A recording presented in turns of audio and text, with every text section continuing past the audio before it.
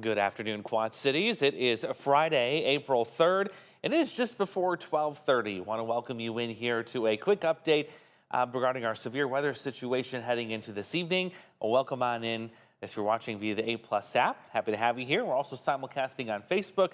I'm meteorologist Andrew Stutzke. I'm meteorologist Morgan Strackbein. Obviously, it's been a little bit of a busy lineup for us. Yesterday, we had that round, which definitely was early afternoon, evening more so. Yeah. This round, the one kind of big difference that we're focusing on is the timeline, really. It's going to come in a little bit later, which good news for those because, you know, yesterday it came in when a lot of people are out on the roads. That's or right. Trying to get home from work or whatever you're trying to do. You should have maybe a little bit of time to be able to get home, pick up the kids from school, whatever you have to do to maybe get yourself to that safer spot before the storms do arrive. Yeah, good point about the later timing. So at least, like she said, you won't be on the impact in the commuting and the kids getting out of school, things like that. So the timing is the biggest thing that's kind of changed today, along with a couple of the zones. We're not looking at that widespread 3 out of 5 like we were yesterday. The tornado zone is a little more subdued today. It's not that 3 out of 5 like it was yesterday. That doesn't mean you let your guard down, though, because it's still a dynamic system. Given the wind shear, some of the other things at play today could get very spicy as we get into this evening. Yeah, I would say it's definitely more, going to be like those isolated zones. Yeah. And I still think a lot of the focus for the more severe activity is going to be south of I-80, which I am a little thankful for some of those towns because north of I-80, we were tracking in a really long-lived tornadic warned cell that caused, I mean, for me and the Beast, we went to Preston, Iowa, and we visited the folks there after the storms, and they got hit pretty bad. That is for sure. So I'm happy to see, the farther north you go, the less of the chance you have for those threats. So maybe those people who are going to be cleaning up a little more today might be able to actually get a little more of that break. But I know there was also a lot of activity and a lot of damage when it comes to hail and wind, even south of I-80. So, this is very quick. And I know there's probably a lot of questions about yesterday's system too, about, what are people want to know about the tornadic cells, like where were tornadoes placed. I think we got to pack our patience with that. We also have to give grace to the National Weather Service because not only are they trying to send crews out, they have a wide scale to try to go in, go to these different reports that they've seen. They've gotten hundreds of reports, but not only that, they have to be prepared and they have to be full staff to also track these storms later on today. To do the severe weather coverage, So like Morgan said, give them some grace, probably maybe a few days at most to get all of that sorted out. This is the count that we have as of right now. The possibility of at least 3 tornadoes in our region. Could that number go up? It could. Again, depending on what damage they're looking at. But it certainly feels like hail and wind was the predominant thing here with this system. We're glad the tornado count wasn't higher than it was. It had the potential to be. But it was amazing the number of hail pictures that we saw come in. Everything from quarter-sized hail. We had a couple that were golf ball size, maybe a little bit larger than golf ball size. And that included right here in the Quad Cities. You can see the cluster of the hail reports here in the metro, where most of us were about quarter size. But there were some that were larger, including up here in Carroll County, where we had the report from Thompson, where the prison is there, the federal prison, of golf ball size hail. That's 1.75 inches. Yeah, Impressive. Very crazy. And I know we weren't expecting too much of a hail threat yesterday, but definitely. Regardless of any severe weather event, I still think we should be on guard for anything to be the possibility for it. So, again, like Andrew said, happy to see that the tornado count is still not as high, but that could definitely change. There's still a lot of rotation, but very fast-moving storms. That's what happens with this event.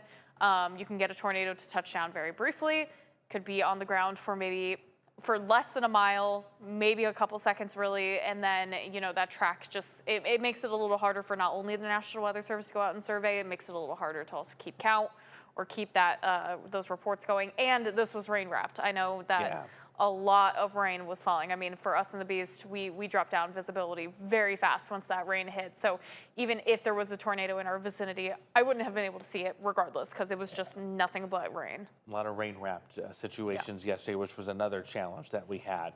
So in terms of what can we expect today, we're going to break this down really quickly. And I'll say not much has changed since when we first talked to you this morning, whether it was during GMQC or the 9 o'clock stream that we did. We're still seeing some of the same ingredients coming together. We're still seeing some clearing taking place to the south. You look at northern Missouri, which is where the breeding ground is likely going to be for the new storms coming into this afternoon and this evening, and then that activity working up from the southwest. It still looks like we're kind of primed and ready to go. You know, the fronts are moving. The low pressure is now just south of Omaha. The warm front has gone to south of St. Louis and down to Springfield, now just touching barely our southernmost hometowns. And it is on the move. We expect the warm front to land again somewhere between Interstate 80 and Highway 34. That's where that front will lay out. The question that remains, whether we can answer it or not, is having a hard time is, are we going to get storm initiation on the north side of that warm front, perhaps as early as later this afternoon? That's one of the low confidence things that we're tracking. But we know for sure, yeah, absolutely, we're going to get storm initiation down here at some point this afternoon, and then that moves to the northeast. Yeah, we are already starting to see a tiny bit of activity. It's not anything that's obviously severe. Just a little bit of a shower activity starting to spark along that boundary where we kind of call it the triple point. Yep. That is in the easternmost part of Kansas right now. So that's kind of going to be the area to watch. But yes, Andrew's absolutely correct. It's kind of the closer you are to that center of low pressure is definitely where you could see some of the highest activity spark. And this is going to continue to track to the north and to the east. So you see that jet stream that he's drawn out for you, how it's going, through central or south central Iowa and then off to the eastern part of Iowa too. So that's going to kind of put it right to that bullseye of where we've been seeing some of the highest potential for severe storms later on today. Yeah, that track lines up really well with what the Storm Prediction Center has got out for their outlooks. Of course, as you can imagine, there's a lot of warmth, there's a lot of juice on the south side of that warm front, and it's quickly migrating its way northward. So while we're cool now, there's a good chance that most of us, especially along and south of Interstate 80, will hit the 60s this afternoon. Just warm enough, you're going to get dew points just warm enough that, yeah, you're going to support the opportunity for the severe storms. Now, we've been watching this morning, just a lighthearted moment. I love this. Earlier, it looked like a bird. Now it looks like a dog. Yeah, it looks like Clifford. It does. Right, quite literally. Yep, Clifford the big red dog is exactly what this storm zone looks like. But you can see where the initial storms are going to take off. It's north of Kansas City into south central Iowa and then racing east overnight. And you may be asking, why do we have the nose of the dog there, if you will, going into central Illinois, north of Champaign? That, I think, is for that warm front scenario where we have the possibility, again, not guaranteeing it's going to happen, but it's possible that early this evening you may erupt a few scattered storms ahead of the main line that could cause some problems in terms of not only a hail threat, but also a tornado threat too. And I think that's what the Storm Prediction Center is doing with that little nose of that 2 risk going into Kankakee there. Yeah, it's a very interesting outline of the risk zone. It is. Like we've been saying, the farther north and the farther east you are, at least northeast, generally speaking, of the Metro Quad cities, the lower chance you have. And that really has to do with the timing of the system, that this is going to be a lot later. And then that's when we're going to lose a lot of the storm energy. That doesn't mean you're not going to see showers or storms. It's just the severe hazards to those storms definitely do decrease by the time those storms will get closer to your hometowns. But yeah, exactly what Andrew said, they're kind of compensating for the potential that that warm front could begin to spark some of those storms along it. It's just something to watch here as we go through the next couple of hours. Yeah, and we'll get a for sure look at that early this evening. If we don't see anything happening down in that direction, that's some good news. That would mean we'd only have to focus our attention on the line. But if we do start to see something, then we're going to be kind of going back and forth between the line and the stuff ahead of it. So it could be a very complex evening. We've seen the tornado zone too. This has actually shifted just a little bit further south than the 8 o'clock outlook, but generally speaking, it's areas south of Interstate 80 that are still under that tornado zone. And it's not a 3 like it was yesterday. It's been dropped down to a 2. So there's some good news in that, and that we're not expecting, very widespread tornado potential today. It's still more isolated versus what we had yesterday. Yeah, and I feel like a lot, once again, a lot of that has to do with the timing of the system coming in a little bit later, but not only that, probably just a little tiny bit less energy to deal with, which also is associated with the time, but we had a lot of activity yesterday too. It kind of exhausts some of the juice that we have in the atmosphere, especially since we haven't seen much sunshine even this morning. It's been pretty cloudy too. Yeah, very cloudy skies. Tornado intensity is the same as it was yesterday, the potential for up to EF2. Again, this is in a perfect scenario. The ingredients come together perfectly for one perfect storm. This is what it would be capable of. It's not saying that every tornado that we observe is going to be an EF2, but what we're showing you is the intensity potential. It gives you a good idea. You know, are we going to see violent tornadoes today, or are we going to see strong tornadoes today? Definitely not violent tornadoes. That would be your EF3 plus. Yes. And there's a difference between the two, because when you talk about violent, you're talking about a ton of destruction all over the place. Yeah, and I will say, like, even going into Preston, and, you know, people, the scale, it's kind of hard to understand unless you really, really study it. EF2 is going to take down, it will take down trees, it will take down power lines, it can cause damage to houses and structures that might be unstable. You get to EF3, that is when you could start to see some things begin to get leveled a little more. So widespread. that's kind of what I was seeing damage-wise yesterday was playing out exactly right.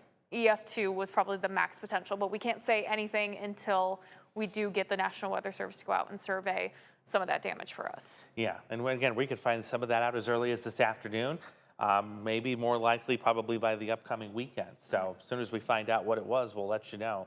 There's the wind threat, by the way. Totally could see why this is elevated. You're talking about this line coming in, and the fact that yesterday, with the storm motions of 55 to 60, you were saying how difficult it was to keep up with the storms because they're moving. Yeah, so it's basically when you're chasing storms like yesterday, once the storm catches up to you, you have not much of a chance to catch back up to it. Yeah, you can kind of stay along with it, but if it's going 60 miles per hour and you're focusing on, you know, you got roads, storms don't care about roads. They're going right over. They got the clear path ahead. You know, it's kind of hard to maneuver yourself. And also you got to remind yourself to keep safe. You don't want to get ahead of the storm and then let it recycle and then hit you again and not be in a safe spot. So for us, it was just kind of like, you know, once that storm hits us, I'm going to let it kind of try to push ahead, and then we'll just follow it and see any damage reports, which is basically what we did do yesterday. And if you haven't seen her pictures on Facebook, check those out. The pictures coming out of Preston, you can see, you know, what looks like, perhaps there's some strong tornado damage where you've got, you know, your pieces of roof, your pieces of shed, and some other debris. So it really was an impressive sight what you saw. Yes, and we got the storm caught us in Wheatland yesterday. And it was like a wall just slammed into you. And even Andrew was kind of cycling through some of the images from some of our cameras off to the north, Prophetstown, Dixon cameras. And you can see it's like a wall of just rain, dust, and wind. And you just see it kind of flow in. And that's kind of what we saw yesterday in the Beast for sure. So quick. It happens so quick. It does. Let's go through Feature Track. We'll show you a couple of different versions here. One, of course, our in-house model. We'll show you the other near-term kind of rapid refresh model, if you will, a couple different scenarios of what could go down here. I'm still trying to get my mind on our new update cycle because I used to have it memorized and then we hit daylight saving time. Yes, everything changes. And now it's all thrown off. So I can't remember if it's this hour or next hour when we get a new one, but regardless, we'll cycle through it here and kind of break down what it's showing. So obviously, as we get into this evening, you know, it still looks like 7 o'clock is when things start to kind of really pick up. Likely because we're not only involving the storm system getting closer, but as we get deeper into the evening, we get this low-level jet that comes in and kind of enhances lift all over the region. So it looks messy, to be honest with you, in terms of getting anything organized. But, you know, you look at the warm front where it's at, it's south of Galesburg, so you have to be concerned about that little cluster near Macomb and anything else to the south of that too. But you're organizing the line to the west at the same time. So we have two different, you know, components to this trying to come together at one time. And it's a very similar scenario to what we were seeing yesterday. We had that initial line kind of form along the Mississippi River south of I-80 while also having that main line that was out towards Ottumwa that was racing too. And the biggest thing too that you're also questioning while this is happening is that main line able to kind of, and eventually it will, but the timeline you just don't know. Once that main line does catch up to all that early stuff, it kind of swallows up all of that prefrontal stuff. Exactly. And then, technically at that point, we do start to see decreased tornado threats. It's kind of what we see going later on into yesterday evening. But yeah, that's also the big question is timeline with that. And like Andrew said, you know, also the big uncertainty with today's storm is do we get that initial prefrontal initiation near Galesburg with that warm front later on. Yeah, because like you said, that could certainly mess with the line behind it. They could merge, and there may be something that becomes of that merge briefly. I've seen that happen a couple of times where you get some added spin, and then you get the wind threat to take over. But it just, in all of these runs, it looks so incredibly messy. And it's really hard to determine, okay, who's going to see what? Because even here now at 11:30, this is way different than what we showed you this morning. The line is now way off into Chicago, and we're starting to quiet things down here for the most part. So that's one solution that we're looking at. If you want to look at another solution, which we can show you here, we can go to the rapid refresh model, which is another hourly updating model. It's just another solution that we can look at to see if we can figure out, okay, what's going to happen here. So we'll plot that on here really quickly and see what it's got in terms of what it's showing. And like Andrew said, this model is also specifically very messy. Yes. It is a very messy model to track. It really does like to overperform because it's what we call a very convective model. So it really tries to take into a lot of the account of the concerns of convection. And especially with that warm front, you know, it does have that prefrontal stuff too. You can see it popping off. But this time it kind of looks a little bit later with this rapid refresh. It's so late. Yeah. And, you know, like you said, it's got the early stuff south by the warm front, but then it just takes forever to get this line to the west of us in here. We're not talking now until now after midnight. And you would think by then, you know, given the time frame, we're not going to have a lot of juice left over. The only thing that would be carrying it is the low-level jet, but is that going to be enough to even sustain it?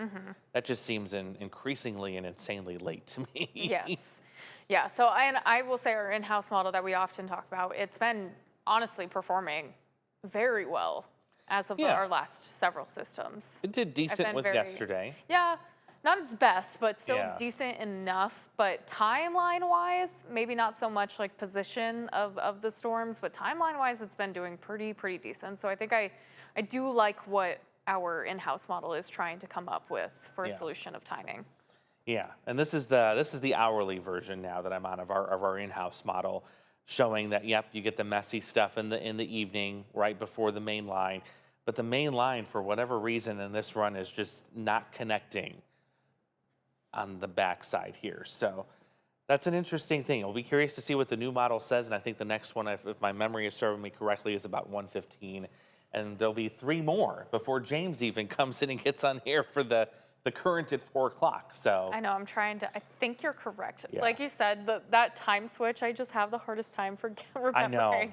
It really is. Which hour it comes in. But it is nice that now we can expect at least every couple of hours, we're going to have at least some kind of new run here. There's going to be something coming in. So, yeah, it gets confusing at times, and I'll eventually get back on its schedule. I'm going back to the earlier morning model. Actually, you know what? That's still the 12. Oh, it's on the latest one. It didn't save my setting.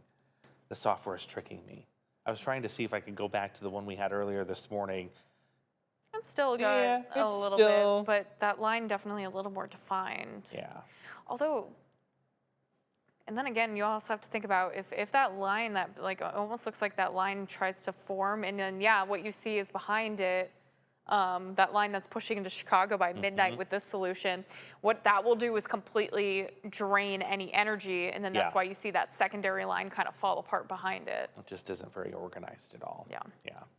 So, you know, we'll see if that trend holds. Give it a few more model runs this afternoon. If we see that second line kind of not maintaining strength or just not even forming, then it may just be an early to mid-evening threat here from maybe 7 to 10 or 7 to 9, as opposed to this midnight nonsense that's been trying to come in here. Yes, and as for the Beast concern, we will be putting the Beast out, but like we always say, we will not be chasing after dark, and even this is trending later, Correct. So I will be going out in the Beast, but mainly kind of preparing for, we'll have some hits in the current, we'll have some updates as well during the 4, 5, and 6 current, of course, but 4, 5, and 6 for this evening, and kind of being prepared ahead of the storm and just offering any extra information that we can give.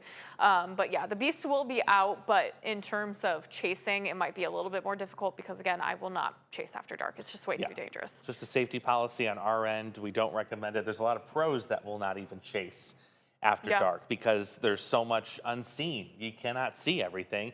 You really got to get lucky with a bolt of lightning or rapid flashing lightning to be able to see what's going on. Yeah, I even get nervous chasing sometimes, and it's not even chasing storms. It's, yesterday we were seeing it. It is the congestion of other people chasing. That too. That makes me nervous. It's not me or the storms, it's the other people, because I'm like, I don't know what you guys are going to do. I try to stay away from you. But yeah, it gets a little busy, and there's definitely a lot of chasers in this area because this has been like, you know, the hot spot so far for the past at least couple days. We've seen people from Texas, we've seen people from Oklahoma, and I don't blame them. You know, it's been kind of quiet down there so far. So they have an itch to chase, and they're going to come up here, and they have every right to do so. But yeah, like Morgan said, just using that extra bit of caution. Because you just don't know who's out on the roads right now. Yeah, and luckily we'll get this in and out of here just in time for everyone to enjoy their weekend and everyone can relax. That's the plan. We just got a couple people chiming in that we'll say hi real quick. Gloria saying good afternoon. Justin Cardamone, right? Cardamone.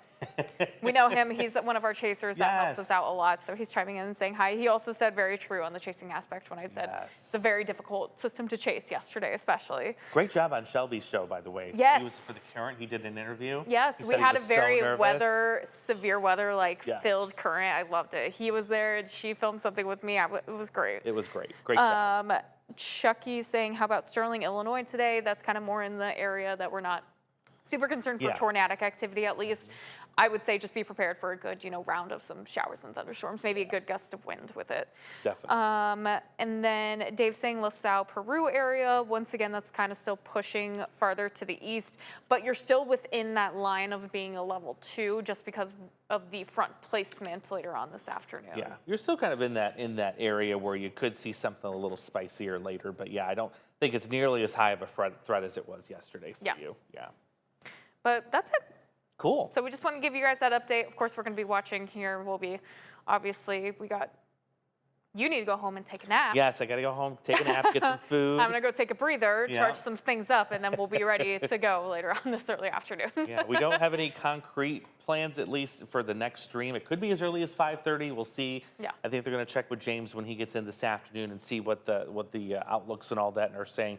But you can guarantee as soon as the storms pop off, the stream will be live tonight. Yeah. So again, preparing a little bit later, so you can definitely, I would say, definitely just check in with us during our early evening shows because that's going to be just before those storms start. So you'll have the freshest, most accurate information at that time of what we're seeing. Exactly. Yep. And we'll track it all from there. So we're going to take a break. I'm sure we'll see you later this evening. Just stay aware as we head through the afternoon. We'll see you later.